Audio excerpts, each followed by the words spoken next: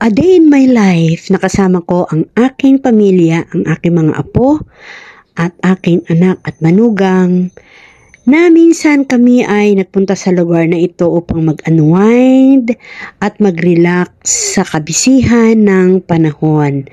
At paminsan-minsan kailangan din naman natin yan para nang sa ganon ay magkaroon tayo ng freshness ng ating kaisipan at para kinabukasan ay maganda na naman ang ating mood sa ating pagtatrabaho. Ayan, dito nga po kami nagpunta at napakaganda ng lugar na ito. Dito po sa Sky Garden ang tawag nila.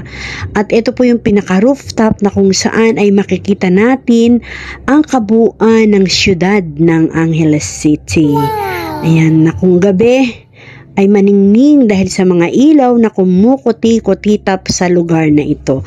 Mostly sa lugar na yan ay mga resto, no? Mga kainan, bars. Ayan, kaya dyan po kami nagpunta dahil sa aming kabusugan, sa aming eat all you can dahil sinelebrate namin ang birthday ng aking manugang. Wow. Kaya para matunawa ng aming kinain ay punta kami dito sa lugar na to upang kami ay magtsaa. At na-enjoy namin kami ng mga bata. Na-enjoy namin ang lugar na ito dahil napakaganda nga naman. Ayan, so makita po natin yung kalsada ng business, commercial business ng syudad na ito. At masaya ang lugar, marami nagpupunta. Lalo na kapag gabi na.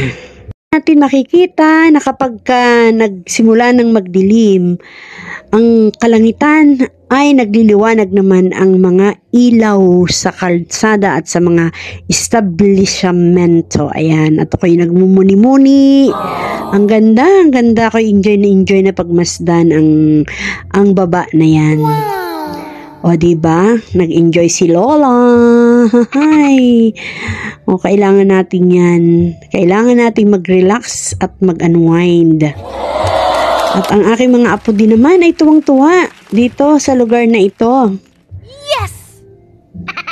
Yan. Ganda ng langit, diba? O, kahit gabi.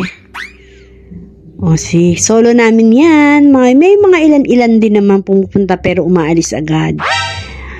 At nasolo namin ang lugar na ito. Kaya kami naman ay may oras na nagsayaw-sayaw dito ng aking apo.